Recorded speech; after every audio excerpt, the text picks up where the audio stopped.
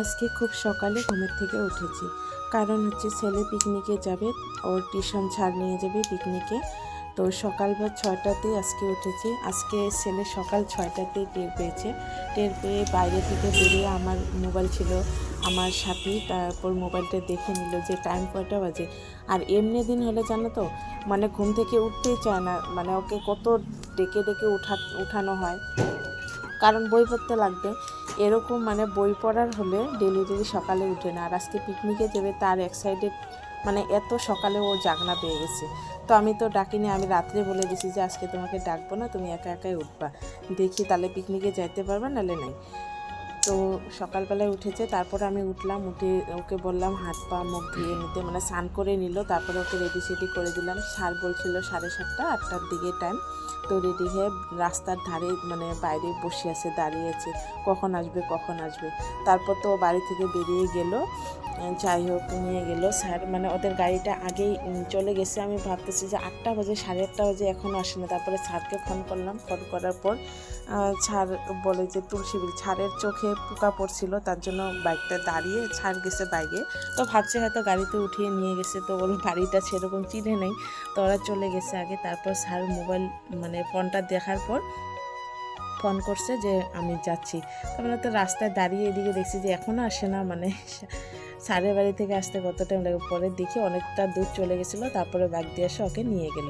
তারপর যাওয়ার পর কি কাজ, আমার তো স্নান টান কিচ্ছু করা হয়নি। সে পিকনিকে যাবে দেখে আমি কই যদি স্নান করতে যাই ওদিক দিয়ে যদি চলে যায়, তো আমি বের হয়ে আসতে পারবো না, একটু অসুবিধা হয়। তো ও বেরিয়ে গেলে তারপরে কাজ করবো। স্নান টান করে তারপরে বাকি ঘরে যেগুলো কাজ ছিল সেগুলো করে আমি ফুল উঠিয়ে নিলাম, ফুল উঠিয়ে পুজো করে নিলাম।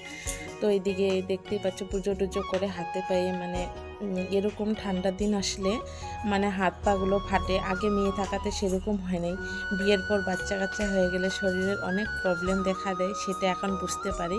আগে তো মাদের দেখতাম, দেখে সেরকম মানে ভাবতাম যে ওনাদের এরকম হাত পা কেন ফাটে। তো এখন মা হচ্ছে সেটা বুঝতে পারি যে মা হওয়ার কত যন্ত্রণা। তো হাত পাগুলো এই গরম দিনে এরকম হয় না, শীতের দিন আসলে মানে সারাটা দিন ঘরে বসে তো জুতো পরেই থাকি।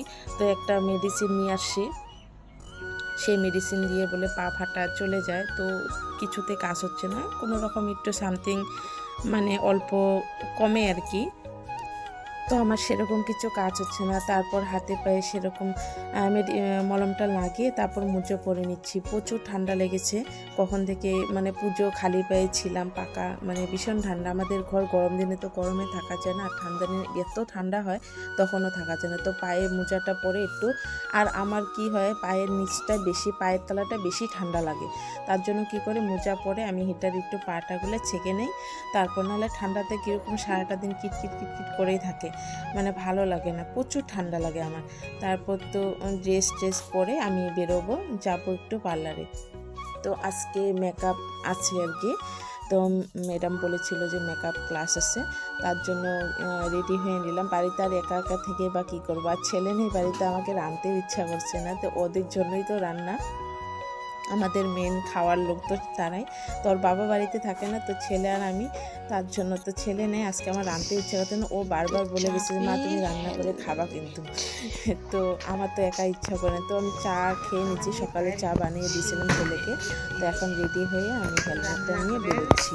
তো আজকে বাড়িটা পুরো ফাঁকা, স্কুলে যাই তখন একটা একরকম লাগে, স্কুলে থাকলে আর আজকে কোথাও যাবে, তো তার জন্য মনটা বেশি ভালো লাগতেছে না। ওইটা একটা চিন্তা যে কী করবে না করবো, অত্যাচার তো প্রচুর করে।